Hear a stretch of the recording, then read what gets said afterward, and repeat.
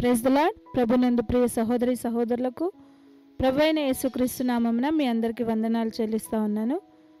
బరక prayer house Biranguda వారు నిర్వహించు అనుదిన ఆజ్ఞలు అనే కార్యక్రమానికి మిమ్మల్ని అందరినీ ప్రేమపూర్వకంగా ఆహ్వానిస్తూ ఉన్నాను. దేవుడు ఈరోజు మనకిచ్చిన ఆజ్ఞ 3వ యోహాను పత్రిక 1వ అధ్యాయము 8వ వచనాన్ని చదువుతున్నాను. మనము సత్యమునకు సహాయకులమవునట్టు అట్టి వారికి ఉపకారము చేయబద్ధులమై ఉన్నాము. సత్యమునకు అంటే సత్యములో ఉన్నవారికి ఉపకారము చేయబద్ధులమై ఉన్నాము. అంటే ఉపకారము చేయవలసిందిగా దేవుడు ఈరోజు మనకి ఆజ్ఞాపిస్తూ ఉన్నాడు. ఎవరైతే సత్యంలో ఉన్నారో వారికి ఉపకారము చేసేవారిగా మనం ఉండాలి. మనకి తెలుసు గనురాలైన స్త్రీ గురించి రాజుల గ్రంథంలో మనం చూస్తాము.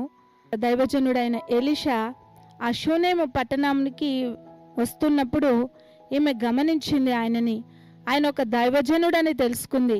ఈయన సత్యమును అనుసరించేవాడని తెలుసుకొని ఆయన్ని తన ఇంట చేర్చుకొని ఆయనకి ఒక చక్కని మేడగదిని సపరేట్గా ఆయనకి తన భర్త దగ్గర పర్మిషన్ తీసుకొని ఆయనకి అన్ని వసతులు కల ఒక చక్కని గృహాన్ని ఆయనకి ఇచ్చినట్లుగా మనం చూసినప్పుడు ఆయన ఆ ప్రదేశంకి వచ్చినప్పుడల్లా ఈ షునేమిరాలు లేదా ఈ గనురాలైన స్త్రీ దగ్గరకు వచ్చి చక్కగా అక్కడ తను కొంచెం సేపు రెస్ట్ తీసుకున్నట్లుగా మనం చూస్తాం.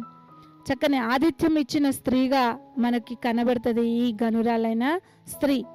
అప్పుడు ఎలీషా గారు అనుకుంటారు, ఈమె ఏదైనా అవసరం ఈమెకు ఉందేమో ఒకసారి కనుక్కో అని తన సేవకుడైన గెహాజీని పంపించినప్పుడు ఆమె నాకు ఏం అవసరం లేదు, నా పుట్టింటి వారి దగ్గరే నేను ఉంటున్నాను, నా స్వదేశంలోనే నేను ఉంటున్నాను, నాకేం అవసరం లేదు, నాకు చాలా ధనం ఉన్నది, నాకు అవసరతలు ఏమీ లేవని చెప్పినప్పుడు వారు తెలుసుకుంటారు వారికి గర్భఫలం లేదని. తెలుసుకొని దేవుణ్ణి ప్రార్థించి వారికి ఒక కుమారుని బహుమానముగా పొందుకునేలాగా వారు ఆ రీతిగా ఏకీభవించి ప్రార్థన చేసి దేవుడు వారికి చక్కని కుమారుని అనుగ్రహిస్తాడు.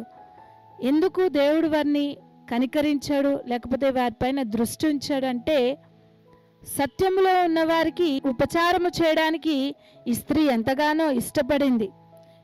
ఈయన ఒక దైవజనుడు, ఒక అద్భుతములు చేసేవాడు, దేవునికి వారధిగా ఉంటున్నాడు, దేవుని రాజ్యవ్యాప్తి కొరకు ఎంతగానో కష్టపడుతున్నాడు, ఈయనకి ఉపచారము చేయాలి అని చక్కని ఆలోచన కలిగి ఉంది.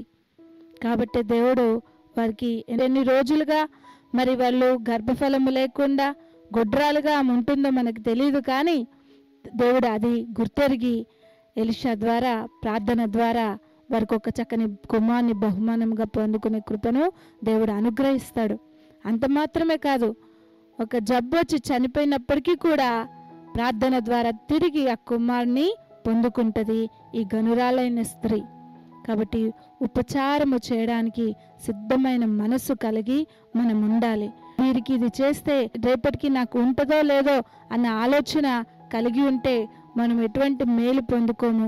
కానీ సత్యములో ఉన్నవారికి లేదా సేవకులకు ఉపచారము చేసేవారిగా ఉంటే దేవుడికి అది ఎంతో ఇష్టము. దాని నుండి ఆయన దాచుకున్న మేళ్ళన్నీ కూడా ఇవ్వడానికి సిద్ధంగా ఉంటాడు. కాబట్టి సత్యములో ఉన్నవారికి ఉపచారము చేస్తూ దేవునికి ఇష్టలుగా జీవిస్తూ ఆయన నుండి మేలు పొందుకుంటూ ముందుకు సాగుదాం. అట్టి కృపదోడు మనందరికీ కూడా అనుగ్రహించునుగాక. చిన్న ప్రార్థన చేసుకుందాం. పరిశుద్ధుడా మహాగణుడా నీకు వందనాలయ్యా. దేవా, అనేక విధములుగా మమ్మల్ని హెచ్చరిస్తున్న దేవా, నీ ఆజ్ఞలు ప్రభా ఎంత దేవానైనా దేవా, ఆ రీతిగా మేము మీ ఆజ్ఞలను అనుసరించి నడుచుకునే కృపను మాకు దయచేయమని ప్రార్థన చేస్తున్నాను. సత్యములో ఉన్న వారికి ఉపచారము చేస్తూ ప్రభా నీ నుండి మేలు పొందుకునే కృపను మా అందరికీ కూడా దయచేయమని యేసు నామమున ప్రార్థించి వేడుకున్నాం తండ్రి. ఆమేన్.